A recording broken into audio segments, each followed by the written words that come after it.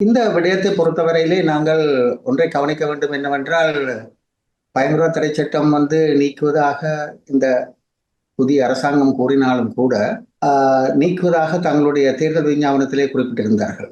ஏனென்றால், இப்பொழுது இருக்கின்ற என்பிபி அரசாங்கமும், ஜேவிபி அரசாங்கமும் பயங்கரவாத சட்டத்தினால் அவர்களும் பலர் கைதியாக சிறை சென்றவர்கள். ஆகவே இந்த சட்டத்தின் தன்மையை பற்றி நன்கு புரிந்தவர்கள் வெளிப்படையாக கூறினார்கள், நிச்சயமாக இந்த சட்டத்தை நீக்குவோம் என்று. ஆனால் இப்பொழுது வளமை போல சட்டத்தை நீக்காமல் மீண்டும் இன்னொரு வரைவொன்றை ஒரு முன்மொழிப்பட்ட வரைவொன்றை முன்மொழிந்திருக்கிறார்கள். இந்த வரைவை என்னை பொறுத்தவரையில் இந்த வரைவு பயங்கரவாத தடை சட்டத்தை இருந்ததும் காட்டி மிக மோசமானது.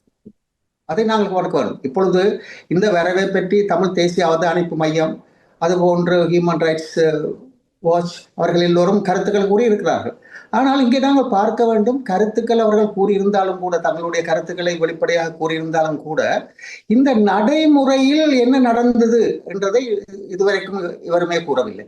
இந்த சட்டத்திலே 44 வருட அனுபவம் உள்ள என்ற முறையிலே இந்த சட்டத்தை உள்நோக்கி உள்ளடக்கத்தை பார்ப்போமா இருந்தால், இது சட்டம் ஒரு பயங்கரவாத சட்டம் என்றுதான் கூற வேண்டும். ஆனால் இப்பொழுது என்ன நடக்கிறது? பயங்கரவாத தடை சட்டம் என்பதற்கு பதிலாக பிடிஏ என்பதற்காக பிஎஸ்டிஏ என்று கொண்டு வருவார்கள். அதாவது protect of the state from terrorism act, அதாவது அரசை பாதுகாப்பதற்கான பயங்கரவாத தடை சட்டம் 2026 என்ற ஒரு முன்மொழி தான் கொடுக்கப்பட்டிருக்கிறது. இந்த முன்மொழியை சரியாக நாங்கள் பார்ப்போமா இருந்தால், பார்ப்போமா இருந்தால், இந்த முன்மொழியில ஒரு விடயத்தை கவனிக்க வேண்டும் என்னவென்றால், 48ஆம் இலக்க 79ஆம் ஆண்டு கொண்டு வரப்பட்ட முதலாவது சட்டமான பயங்கரவாத தடை சட்டம் கொண்டு வரப்பட்ட போது நாடாளுமன்றத்திலே அதற்கு ஒரே ஒருவர் தான் எதிர்ப்பு தெரிவித்தார், மைத்ரிபால சேனநாயக்க. அவர் கூறினார், அவசரகால சட்டம் நாட்டில் இருக்கும் பொழுது இந்த மற்ற சட்டங்கள் அவசியமில்லை என்று. ஆனால் எங்களுடைய தமிழ் கூறுவதற்கு கடினமாக இருந்தாலும் கூட தமிழ் தலைமைத்துவம் அதற்கு மௌனம் சாதித்தது.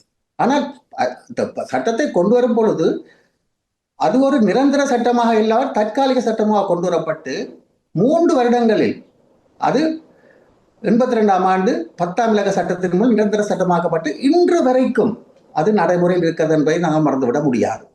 ஆனால் இந்த சட்டத்தை ஒரு பார்ப்போமா இருந்தால், அதற்கு பிறகு இந்த சட்டத்தை இப்பொழுது இவர்கள் கருத்துக்களை கூறிய அமைப்புகள் 48ஆம் இலக்க 79ஆம் ஆண்டு சட்டத்தைக்கும் இப்போது வந்திருக்கின்ற வரைவுக்கும் இடையிலே தான் அதை பார்த்திருக்கிறார்கள்.